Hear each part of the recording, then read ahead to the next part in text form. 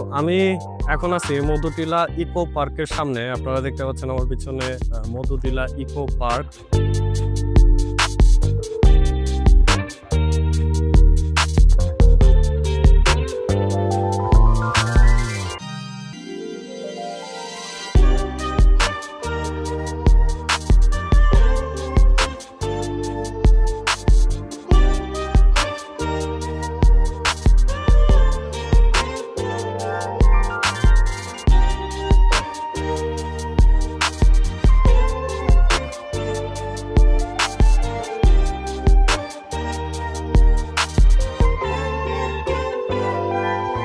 আরো একটা গেট আছে, ছোট গেট, পকেট গেটের মতো। ওই গেট দিয়ে আপনারা ঢুকতে পারবেন। তো এটাই হচ্ছে মূলত গেট। এখন আমি আছি মধুটিলা ইকো পার্কের ভিতরে।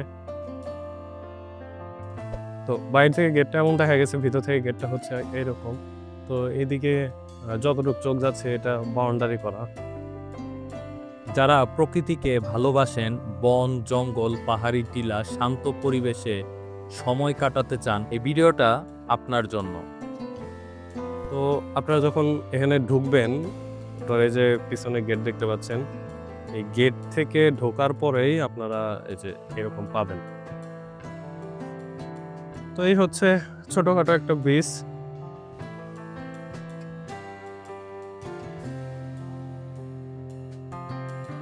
তো এখানে আপনারা গাড়ি পার্ক করতে পারবেন।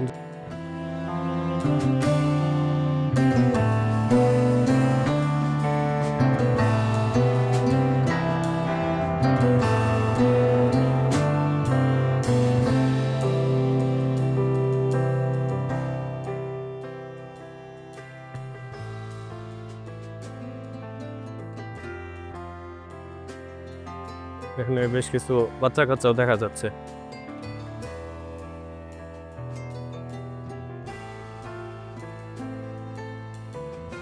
এটা কিন্তু একদম সীমান্তবর্তী এলাকা। এখান থেকে আপনি ভারত দেখতে পারবেন।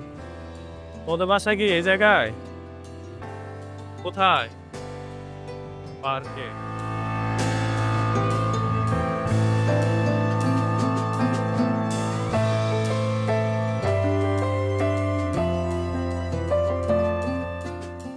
জায়গাটা কিন্তু মোটামুটি নির্জন।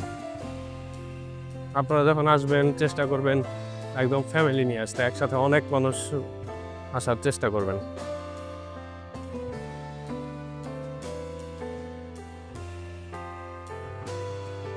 এই হচ্ছে আশেপাশের প্রকৃতি।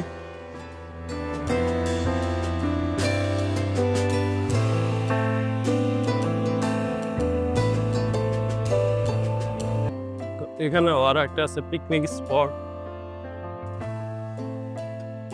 আজকে আমি আপনাদেরকে এই ভিডিওর মাধ্যমে জানাবো মধুটিলা ইকো পার্কের ইতিহাস থেকে শুরু করে বর্তমান অবস্থা, আকর্ষণ, যাতায়াত ব্যবস্থা এবং সমস্ত কিছু। মধুটিলা ইকো পার্ক অবস্থিত শেরপুর জেলা নালিতাবাড়ী উপজেলার পুরাগাঁও ইউনিয়নে, যা ভারত সীমান্তের কাছেই। এখানে আরো একটা সাইন দেখা যাচ্ছে, দুইটা। একটা হচ্ছে লেখা শাপলা, আর একটা লেখা হচ্ছে ক্যান্টিন। যেদিকে হচ্ছে ক্যান্টিন, আর এটা হচ্ছে একটা শাপলা চত্বরের মতো।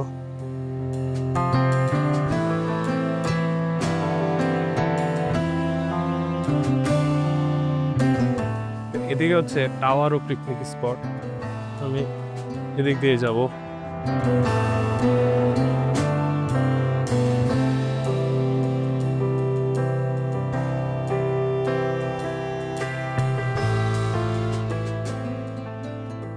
আমি আছি মধুটিলা ইকো পার্কের এই বড় টাওয়ারে। তো এই টাওয়ার থেকে মোটামুটি যে ভিউটা দেখানো যায়, আমি চেষ্টা করবো আপনাদের সাথে সেই ভিউটা দেখানোর। 1999 সালে বন অধিদপ্তর এই স্থানটিকে ইকো পার্ক হিসেবে ঘোষণা করে। এর মোট আয়তন প্রায় 383 একর। এর আগে এটি ছিল একটি প্রাকৃতিক শালবন এলাকা, যা বন বিভাগের অধীনে সংরক্ষিত ছিল। ইকো পার্ক ঘোষণা করার পর পর্যটকদের জন্য রাস্তা, প্রবেশদ্বার, লেক, ওয়াচ টাওয়ার, বসার জায়গা ইত্যাদি নির্মাণ করা হয়। এখানে আপনি পাবেন ঘন শালবন, ছোট ছোট টিলা, প্রাকৃতিক ঝোপঝাড় আর পাখির ডাক। এই এলাকা প্রকৃতিপ্রেমীদের জন্য এক দারুণ অভিজ্ঞতা। শান্ত ও ঠান্ডা বাতাসে হাঁটাহাঁটি করার জন্য এক অসাধারণ জায়গা। মধুটিলা ইকো পার্কের প্রধান আকর্ষণগুলো হলো বিশাল লেক, যেখানে নৌকা ভ্রমণেরও সুযোগ রয়েছে, তবে আপনি এটা অফ সিজনে আসলে পাবেন না। সেই সাথে এখানে আছে ওয়াচ টাওয়ার, যেখান থেকে এই বনভূমির অনেকটা দেখা যায়। প্রায় 21 একর জায়গা জুড়ে ঔষধি গাছের বাগান। শিশুদের জন্য ছোট কিছু রাইড, দোলনা এবং খেলার ব্যবস্থা রয়েছে। আপনারা গেট থেকে ঢুকে বাম দিকে আসলেই এই টাওয়ারটাকে দেখতে পারবেন। তো আমি আপনাদেরকে ইতিমধ্যে সেটাও দেখিয়েছি। তো যখন আসবেন তখন এরকম কিছু সাইন দেখতে পারবেন যে টাওয়ার হচ্ছে বাম দিকে, তো তখন ওইদিকে আপনারা আসলে এটা দেখতে পারবেন। তো আমি এখন এই যে এই সিঁড়ি দিয়ে নিচে নামলাম, আপনারা দেখতে পাচ্ছেন।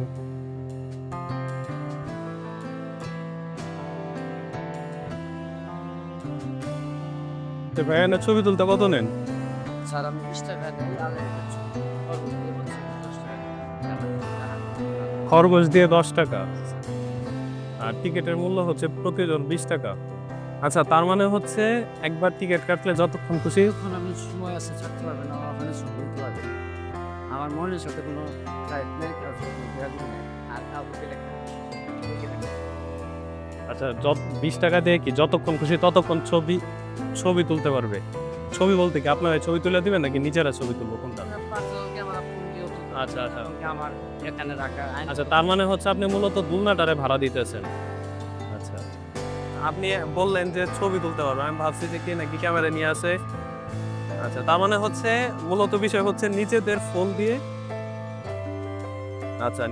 ফোন দিয়ে যতক্ষণ খুশি বসে এনে ছবি তুলতে পারবে। তার মানে ছবিটা মূল কথা না, মূল কথা হচ্ছে আপনি দোলনাটারে ভাড়া দিতেছেন আনলিমিটেড, তাই তো?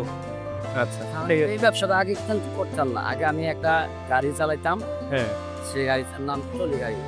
জানবা হলে মালামাল লোড করে না, আমি কেমন টাইমে 100 বস্তা মাল লোড দিয়ে তুলে নিয়ে যেতাম শেরপুরে।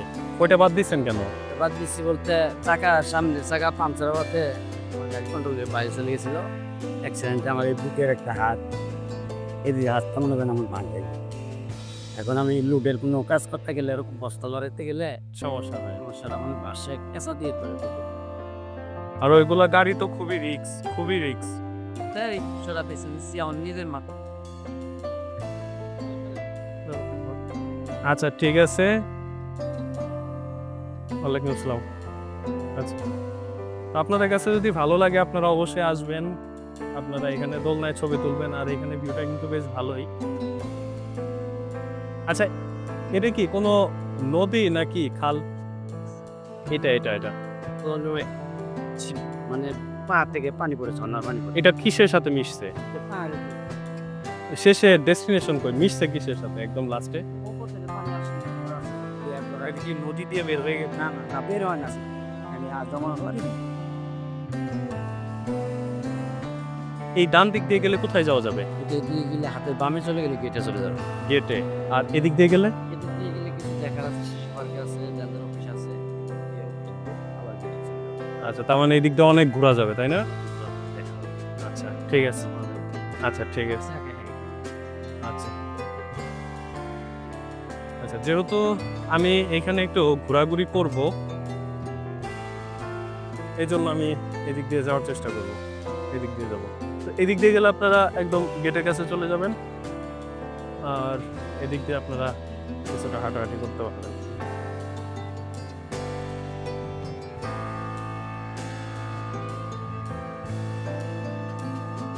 এখন হচ্ছে মোটামুটি অফ সিজন, যার জন্য মানুষজন তুলনামূলক কম, আর যখন সিজন থাকে তখন মানুষজন এখানে বেশ ভালোই থাকে। হচ্ছে মৎস্যকন্যা।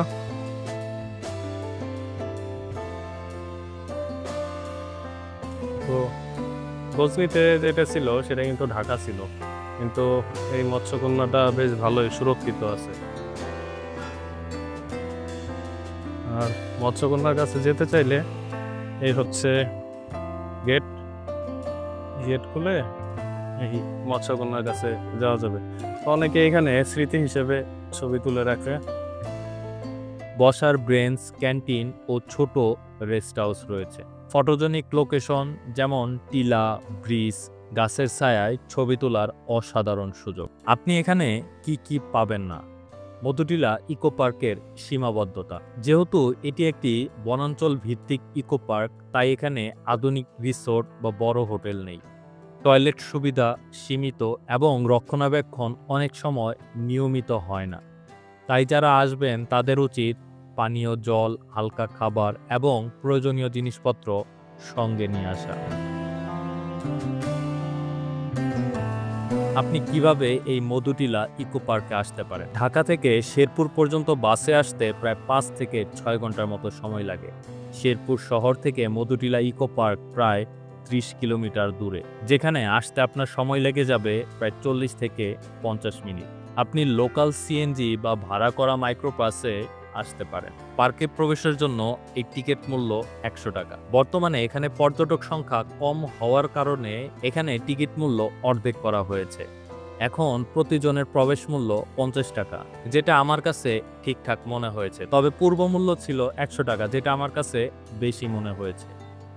সকাল থেকে বিকেল পর্যন্ত পার্কটি খোলা থাকে এবং সন্ধ্যার পর পার্কে প্রবেশ সাধারণত বন্ধ থাকে। যেহেতু এটি একটি সংরক্ষিত বনাঞ্চল, তাই অবশ্যই কিছু নিয়ম মেনে চলা দরকার। যতটুকু সম্ভব আবর্জনা ডাস্টবিনে ফেলার চেষ্টা করুন। গাছের ডাল ভাঙা এবং বন্য প্রাণী দেখলে তাদের দিকে ঢিল ছোড়া থেকে বিরত থাকার চেষ্টা করবেন। মধুটিলা ইকো পার্কের ভেতরে কিছু কিছু রাস্তা রয়েছে যেগুলো কাদামাটির, তাই সেখানে চলাচলে সতর্ক থাকার চেষ্টা করবেন। সবথেকে ভালো সময় হলো শীতকাল বা শুকনো মৌসুম। তখন পাহাড়ের গা বেয়ে উপরে উঠতে আপনার কোনো সমস্যাই হবে না। সব মিলিয়ে মধুটিলা ইকো পার্ক একটি চমৎকার ডে ট্রিপ স্পট। আপনি পরিবার বা বন্ধুদের নিয়ে গেলে একদিনের জন্য প্রকৃতির সাথে দারুণ সময় কাটাতে পারবেন। তবে যেহেতু এটি উন্নয়নশীল পর্যটন এলাকা, তাই প্রত্যাশা বাস্তবসম্মত হওয়া ভালো। এটি ছিল মধুটিলা ইকো পার্কের সম্পূর্ণ গাইড। ভিডিওটি ভালো লেগে থাকলে লাইক দিন, আপনার বন্ধুদের সাথে শেয়ার করুন আর সাবস্ক্রাইব করতে ভুলবেন না। মধুটিলা ইকো পার্কটি মূলত পোড়াকাউ ইউনিয়নের মধ্যে পড়েছে, আর এখানে হাতি এবং মানুষের সংঘাত প্রায় প্রতিদিনের একটা কাহিনী, প্রতিদিনের একটা দ্বন্দ্ব। মানুষের আবাসস্থলে, মানুষের ঘর বাড়ি হাতি ভাঙে না এমন হয় না, সবসময় ভাঙে না, তবে কিছু কিছু সময় যখন আসে তখন ভাঙে। এবং দেখা যায় কোনো কোনো ক্ষেত্রে মানুষ হাতিকে মেরে ফেলে, আবার বেশিরভাগ ক্ষেত্রেই হাতি মানুষকে মেরে ফেলে। কারণ বন্য হাতিগুলো এরা আসলে খুবই অন্যরকম, এদেরকে আসলে কোনোভাবেই কথা শোনানো যায় না। আর এরা যখন আসে তখন একসাথে বেশ অনেকগুলো আসে, অনেক। তো মানুষের পক্ষে আসলে তাদেরকে প্রতিহত করা তখন হয়ে ওঠে না। তো আপনি এখানে আসলে খুব সুন্দর একটা সময় কাটাতে পারবেন। বিশেষ করে হচ্ছে এখন আসলে আমাদের বাচ্চা কাচ্চাদের জন্য খেলার কোনো জায়গা নেই, খেলার কোনো মাঠ নেই। এই জন্য আপনারা যখন এখানে আসবেন, এখানে বেশ সুন্দর একটা জায়গা আছে, মানে সম্পূর্ণ জায়গা আপনি এখানে খেলাধুলার জন্য ব্যবহার করতে পারবেন। আপনাদের সময়টা অনেক সুন্দর কাটবে, যেমন এখানে বেশ সুন্দর সুন্দর মাঠ, অনেক গাছগাছালি। আর যতদূর দেখলাম মানুষ কিন্তু বেশ ভালোই আছে, একদম যে মানুষ কম তা না, মানুষ আছে। আর এখানে আপনারা খুব সুন্দরভাবেই ঘোরাঘুরি করতে পারবেন। এই ছিল মধুটিলা ইকো পার্কের ভিতরের অবস্থা। তো আমি আপনাদের সাথে মোটামুটি যতটুকু সম্ভব সবকিছুই শেয়ার করার চেষ্টা করেছি। আপনারা যখন আসবেন তখন আশা করি আপনাদের ভ্রমণটা আরও বেশি সহজ হবে। তো এই প্রত্যাশায় আজকের ভিডিওটি এ পর্যন্তই। ভিডিওটি যদি ভালো লাগে তাহলে অবশ্যই লাইক দিবেন। দেখা হবে যেমন আর একটি নতুন ভিডিওতে। সে পর্যন্ত সকলে ভালো থাকুন। আল্লাহ হাফেজ।